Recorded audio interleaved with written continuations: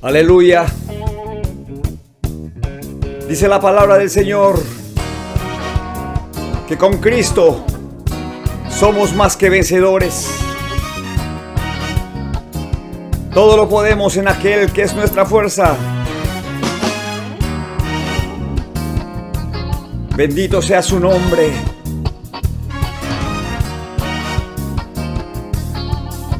Vamos a cantarle. Con mi Dios yo tengo la victoria.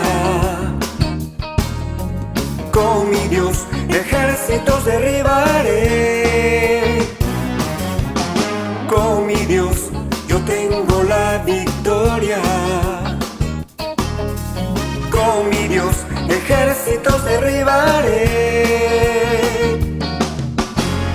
Él adiestra mis manos para la batalla. Todo lo puedo en Cristo que me fortalece. Él es mi escudo, la roca mía. Él es la fuerza de mi salvación, mi alto refugio y mi fortaleza. Él es mi libertador. Con mi Dios yo tengo la victoria. Con mi Dios ejércitos derribaré. Con mi Dios yo tengo la victoria. Con mi Dios ejércitos derribaré.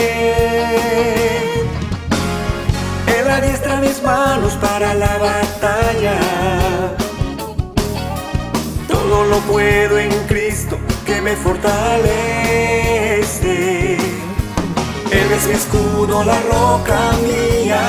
Él es la fuerza de mi salvación, mi alto refugio y mi fortaleza. Él es mi libertador. Con mi Dios yo tengo la victoria.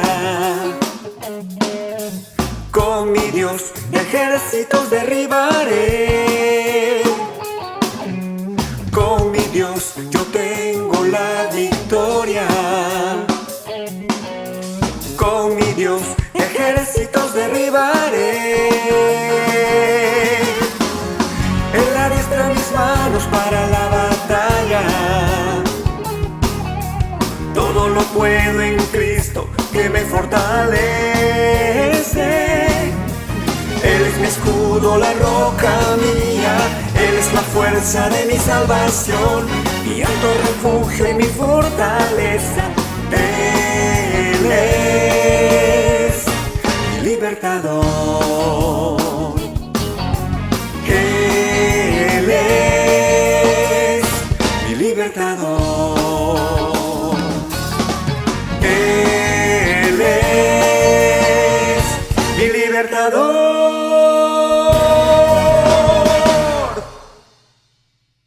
Aleluya. En Cristo somos más que vencedores. Bendito sea su santo nombre.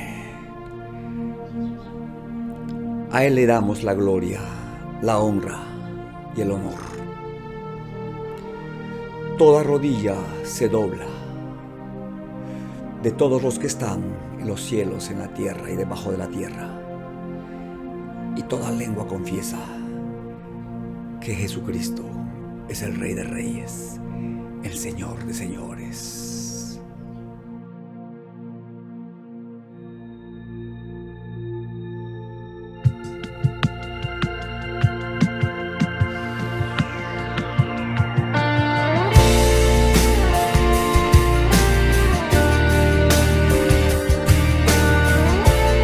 Vamos a levantar nuestras voces y a adorar al que vive. No existen más motivos, Señor. Venimos hoy rendidos a ti. La única razón de nuestra adoración hoy eres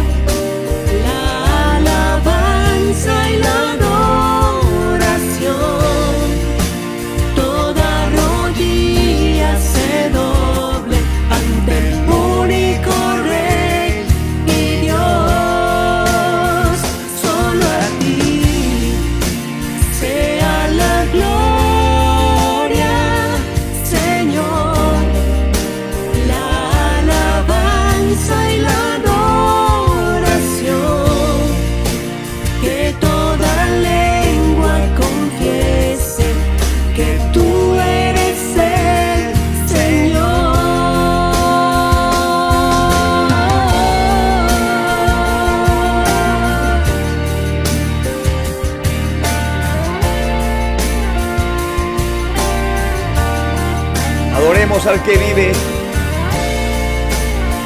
por los siglos de los siglos, soberano Dios. Solo a Él sea la gloria. Solo a ti sea la gloria, Señor, la alabanza y la adoración. Toda rodilla se doble ante el único Rey y Dios. Solo a ti sea la gloria, Señor, la alabanza y la adoración. Que toda lengua confiese que tú eres el Señor.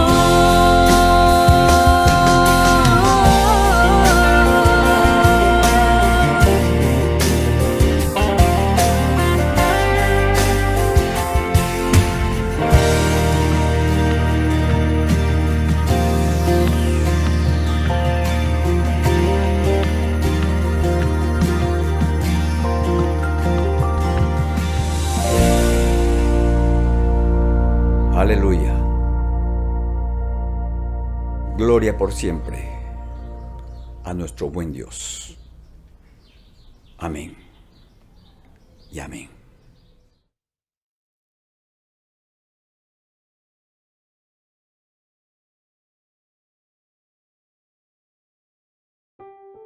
Bendito sea nuestro Dios. Bendito sea el Señor.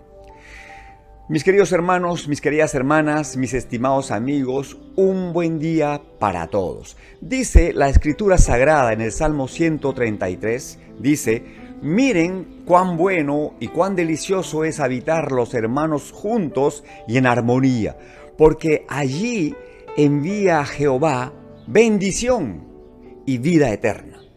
Palabra viva, palabra siempre eficaz y oportuna. Mis hermanos, es la voluntad perfecta de Dios que compartamos como pueblo suyo su presencia, su espíritu, su palabra, su amor, su gracia, y hacerlo en unidad de propósito, ayudándonos mutuamente y complementándonos según nuestras capacidades naturales y los dones espirituales que Dios en su gracia nos permite administrar, con el fin de extender su reino, con el fin de establecer por donde quiera que vayamos, donde quiera que estemos, el reino de nuestro Dios. De esto precisamente vamos a hablar en este día.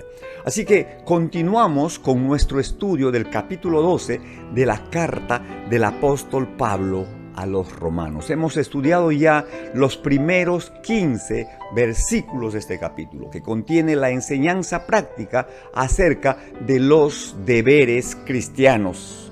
Deberes que tienen que ver con nuestra relación con Dios en primer lugar, con la iglesia y con el mundo. En ese orden, como les decía la semana pasada, si nosotros tenemos una correcta relación con Dios, una estrecha comunión con nuestro Dios a través de una vida devocional permanente e intensa, entonces estaremos en condiciones de establecer relaciones de comunión fraternal con nuestros hermanos en la fe, ¿sí? Sirviéndonos y apoyándonos en la obra del Señor. Y si tenemos cubiertas estas dos áreas, es decir, de la comunión con Dios y la comunión fraternal, tenemos la suficiencia de lo alto, tenemos la autoridad espiritual y tenemos la capacidad dada por Dios a través de su palabra y su espíritu para proyectarnos al mundo como extensiones de la gracia, del amor, de la salvación y del poder de nuestro Dios. Entonces, tenemos que cubrir estas tres áreas. Y solo para entrelazar las ideas que tratan sobre el tema que vamos a compartir hoy, veamos rápidamente los versículos anteriores. Versículo 14 dice: bendecid a los que os persiguen. Bendecid. y no maldigáis. Versículo 15. Gozaos con los que se gozan, llorad con los que lloran. Y el versículo 16 de este capítulo 12 de la carta de Pablo a los romanos dice: unánimes entre vosotros, no altivos, sino asociándoos con los humildes. No seáis sabios en vuestra propia opinión. A ver, para analizar este pasaje, mis hermanos, debemos partir de una verdad que yo considero es una verdad absoluta. ¿Cuál es? Todos los seres humanos somos diferentes. Repito, todos los seres humanos somos diferentes. Cada uno es un ser único en el universo. No existen dos personas iguales. Nadie tiene los mismos pensamientos, los mismos sentimientos o percepciones. Cada uno viene de realidades y contextos diferentes. Cada uno tiene su propia historia. Entonces, aquí viene la primera cuestión. Siendo que esto es así, ¿cómo es posible entonces lograr la unanimidad en medio de tanta diversidad, en medio de tantas diferencias? Porque el requerimiento divino es unánimes entre vosotros. ¿Cómo es posible lograr la unanimidad? Bueno, la respuesta es única: a través de Jesucristo. Porque como dice la Escritura, en ningún otro hay salvación. Porque no hay otro nombre dado a los hombres en el cual podemos ser salvos, sino en Jesucristo. Él dijo: yo soy el camino, la verdad y la vida. Nadie viene al Padre si no es por mí. Jesucristo es el crisol en el que se funden y se integran las razas, las culturas, en el que los ricos y los pobres, los blancos y los negros, los hombres y las mujeres se hacen y se vuelven uno. En Cristo Jesús somos uno. Aleluya. Ahora, ¿qué significa la palabra unánime? ¿Qué es unánime? Es un estado de ánimo único, lo que es del mismo parecer, de sentimiento o de voluntad concordes. Unánime es un solo aliento, una sola fuerza, una sola mente. Al respecto, la Biblia dice en la primera carta a los Corintios que nosotros tenemos la mente de Cristo. Por eso el apóstol ordena que debemos llevar cautivos nuestros pensamientos a la obediencia de Cristo, o sea, a la mente de Cristo. Lo que nosotros pensamos, lo que nosotros razonamos, tiene que estar alineado al pensamiento de Cristo expresado en este libro sagrado que es la palabra de Dios. La mente de Cristo contrasta con la sabiduría del mundo, una sabiduría que según la Escritura es animal, es terrenal, es diabólica, es contenciosa, es perversa. La mente de Cristo, por el contrario, implica sabiduría de lo alto, que es primeramente pura, pacífica, benigna, llena de frutos de justicia. La mente de Cristo nos permite también discernir entre lo que es bueno, agradable y aceptable para Dios y lo que no es. Entonces, hay una mente natural y hay una mente sobrenatural. Hay una mente carnal y una mente espiritual. Todos, absolutamente todos, venimos a Cristo con nuestra mente natural y carnal. Cuando recibimos a Cristo en el corazón, cuando le entregamos nuestra vida al Señor, cuando llegamos a ser de Cristo, según su palabra, nos convertimos en nuevas criaturas. Las cosas viejas quedan terminadas y se apertura la posibilidad de una vida nueva, con mente renovada, entendiendo la voluntad perfecta del Señor y siendo contenedores y portadores de la sabiduría de Dios, de la mente de Cristo, del Espíritu de Dios, del poder de Dios, etc. La segunda cuestión en cuanto a la unanimidad, ¿verdad?, nos plantea esta interrogante. ¿En cuál de estos dos estados es posible y debemos procurar la unanimidad? ¿En lo carnal o en lo espiritual? Pues en lo espiritual.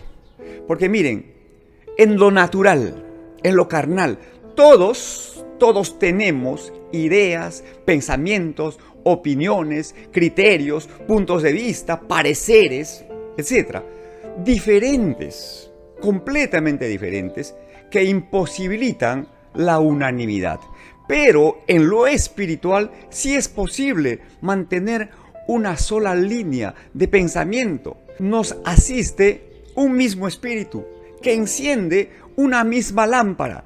La lámpara de la palabra de Dios, del escrito está, que produce luz para alumbrarnos y dirigirnos por el camino correcto y que nos lleva a un mismo destino. Convenimos en lo mismo. ¿Por qué? Porque el mismo espíritu que nos asiste a todos produce en cada uno así el querer como el hacer. ¿Sí? El Espíritu de Dios siempre nos va a llevar al conocimiento de una sola verdad.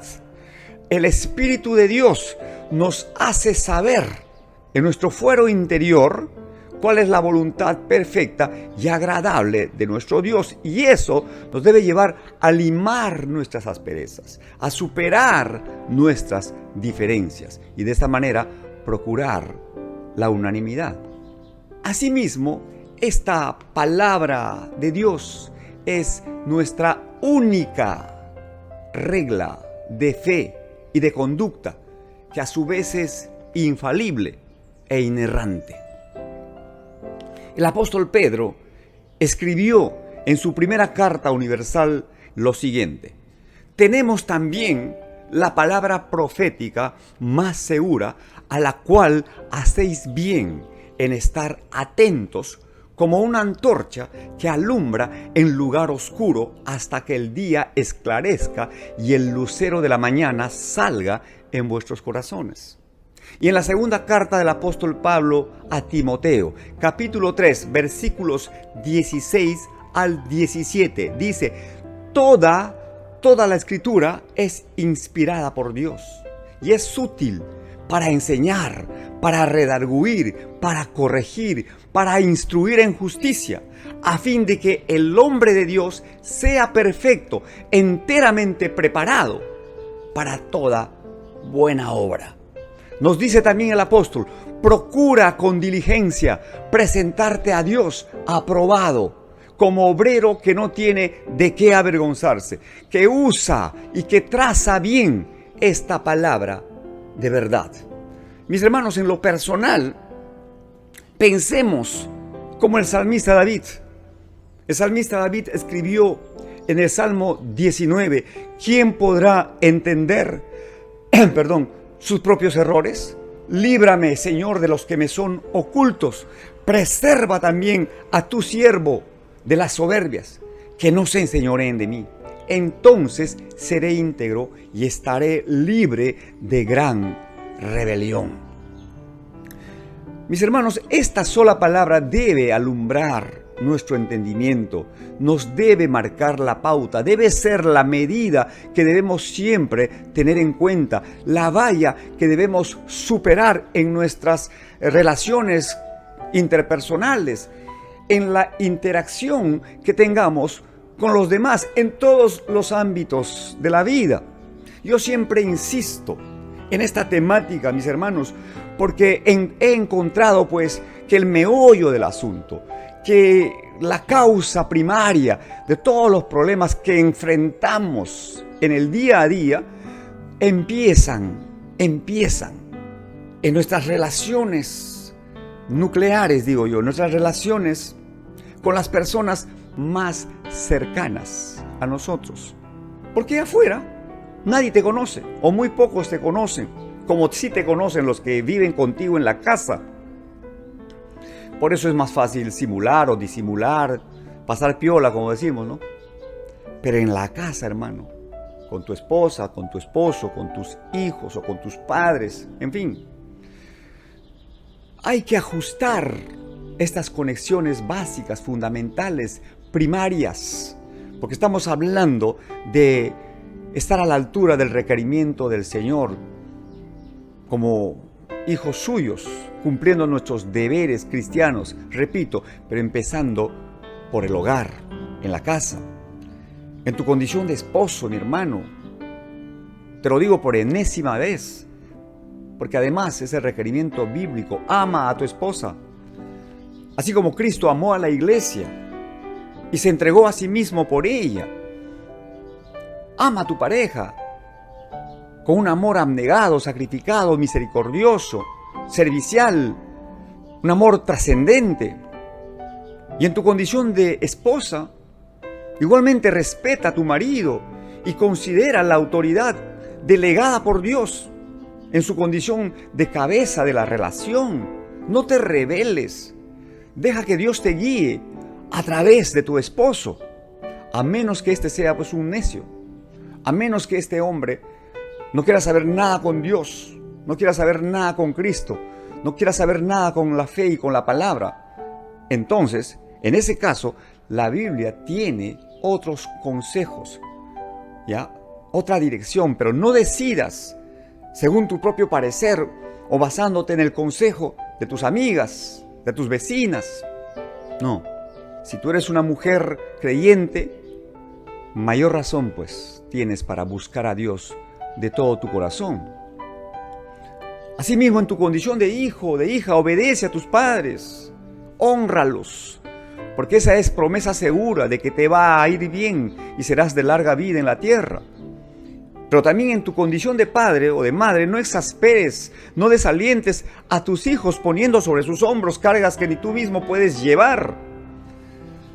En fin, sé un amigo leal, comprometido, como dice la Escritura, ama en todo tiempo, y sé como un hermano en los tiempos difíciles, críticos y de angustia, como los que ahora mismo estamos viviendo. Seamos pues justos, equitativos, solidarios, seamos veraces, compasivos, misericordiosos. Que la palabra de Dios sea pues lámpara a nuestros pies y lumbrera a nuestro camino. Y eso hará posible la unanimidad y cerrará herméticamente las puertas de nuestro corazón a la altivez.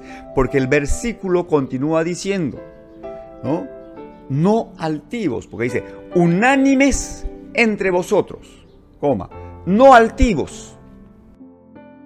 Miren, la altivez es ese sentimiento de superioridad frente a los demás que provoca un trato distante o despreciativo hacia ellos. Es mirar a las personas desde una altura para enseñorearte, pensando que porque has logrado algo en la vida, porque has alcanzado un cierto estatus social o económico, o en el caso de los miembros de la iglesia, porque tienen algún conocimiento de la Escritura Sagrada, o porque tienen algún cargo, algún puesto eclesiástico, o por cualquier otra razón, son superiores o mejores que los demás. Te recuerdo, mi hermano, que desde la Escritura Sagrada la valoración es completamente diferente. El apóstol Pablo escribió, nada hagáis por vanagloria o por contienda. Antes bien, con humildad, consideren a los demás como superiores a uno mismo. Y no miren cada uno por lo suyo propio, sino cada cual también por lo de los otros. Dijo también el apóstol en esta misma carta a los filipenses, a los creyentes, les dice, haya pues en ustedes este mismo sentir que hubo también en Cristo Jesús, el cual siendo en forma de Dios, no estimó el ser igual a Dios como cosa a que aferrarse, sino que se despojó a sí mismo y tomó forma de siervo hecho semejante a los hombres. Y estando en su condición de hombre, se humilló aún más, hasta llegar a la muerte vergonzosa de la cruz. Ahí está la referencia bíblica. Jesús, levantando la voz, le llamó la atención a sus discípulos y les dijo: aprendan de mí. Sí, aprendan de mí.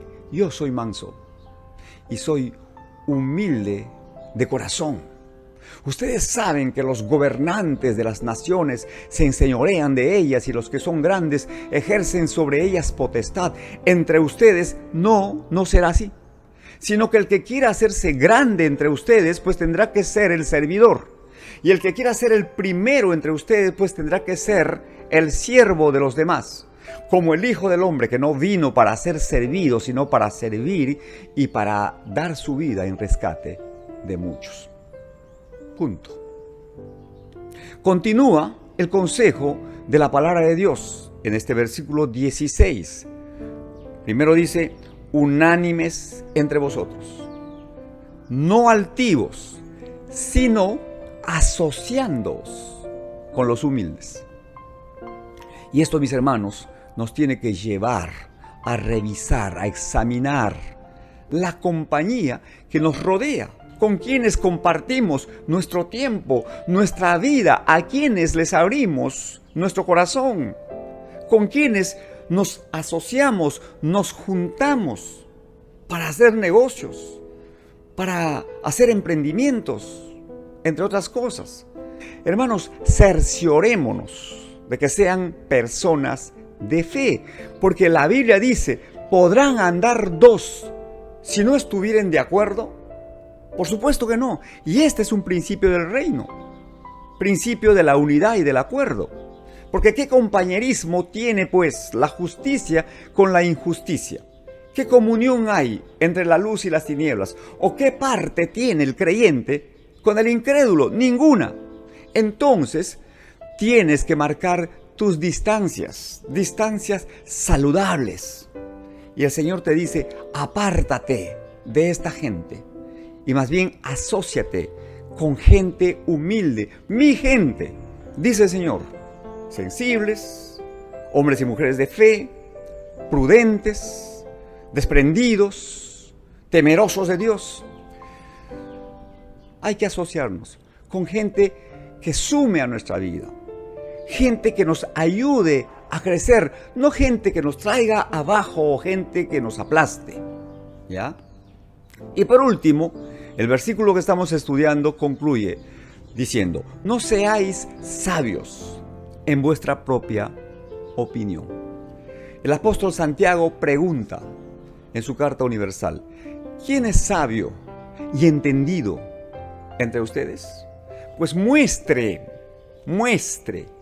por la buena conducta sus obras en sabia mansedumbre. Pero si tienen celos amargos y contención en sus corazones, no se jacten ni mientan contra la verdad, porque esa sabiduría que dicen saber no es sabiduría de lo alto, sino que es animal, es terrenal y es diabólica. Porque donde hay contención, allí hay perturbación y toda obra perversa. Y el proverbista escribió en el capítulo 3 de su libro, Proverbios 3, una porción que yo he citado ya 300 veces. Y por supuesto, trae dirección y sensibiliza nuestros corazones. Este pasaje dice: nunca se aparten de ti la misericordia y la verdad, en ese orden. Pues átalas a tu cuello, escríbelas en la tabla de tu corazón, y hallarás gracia delante de Dios y delante de los hombres. Fíate del Señor de todo tu corazón y no te apoyes en tu propia prudencia.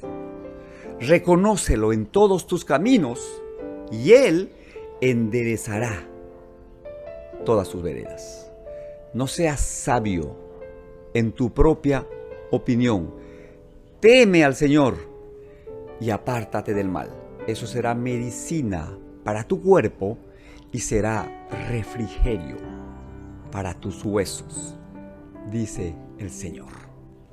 Y el pueblo de Dios dice, amén. Listo, mis hermanos, fin de la reflexión. ¿Qué toca ahora? Pues la acción. Que Dios nos ayude a poner por obra su palabra, ¿ya? Que produzca, como siempre decimos, por su Santo Espíritu, así el querer como el hacer, e incline nuestro corazón hacia la obediencia. Que así sea. Nos despedimos, Dios mediante, hasta la próxima semana. Que la gracia, el favor, el amor y la misericordia de nuestro Dios se manifiesten en sus vidas y en sus familias. Y que el poder de lo alto, el poder de nuestro Dios, se perfeccione en nuestras debilidades.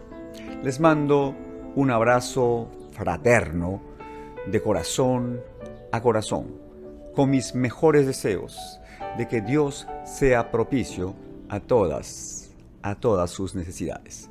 Que estén bien. Adiós.